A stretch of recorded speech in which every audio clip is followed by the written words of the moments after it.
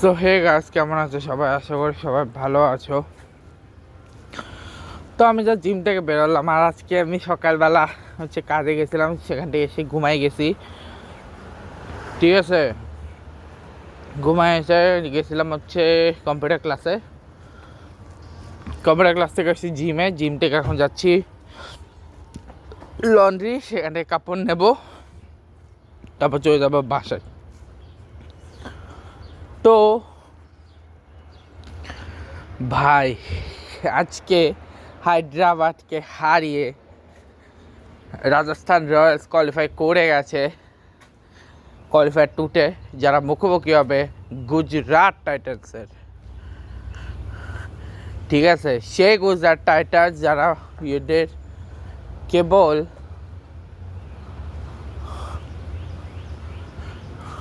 সেই গুজরাট টাইটান্স যে গুজরাট টাইটান্স রাজস্থানকে একবার বিশাল ব্যবধানে হারিয়েছিল। ঠিক আছে, গ্রুপ স্টেজের সেকেন্ড ম্যাচটা আবার থার্ড ম্যাচটাতে।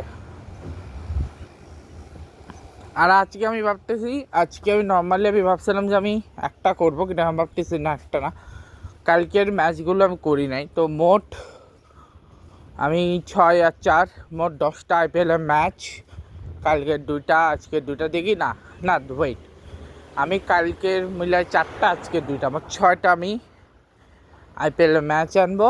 আর আজকের এটা আনবো, মেন ব্লকটা আনবো, আর তার সাথে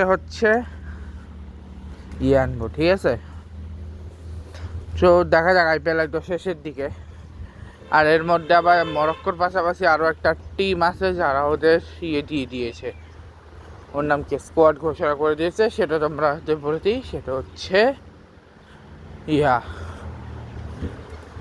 মরক্কোর পাশাপাশি আরও একটা টিম আছে যারা ওদের স্কোয়াড ঘোষণা করেছে, সেটা নেদারল্যান্ড। তো সেটা নিয়েও আমি আলাদা একটা ব্লগ বানাবো।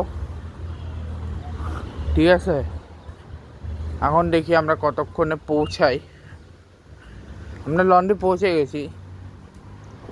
ঠিক আছে, তো দেখা যাক কি করি না করি।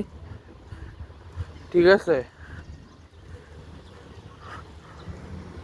আচ্ছা, কি করে না করি দেখা যাবে। ঠিক আছে, আবার তো দেখি কি করব। ও আমার গাড়ি এখানে, রাস্তা পার হয়নি। তো যাকে ফাইনালি ব্লগটা গেছে শুরু, তাহলে পাই। Bye bye guys, see you soon.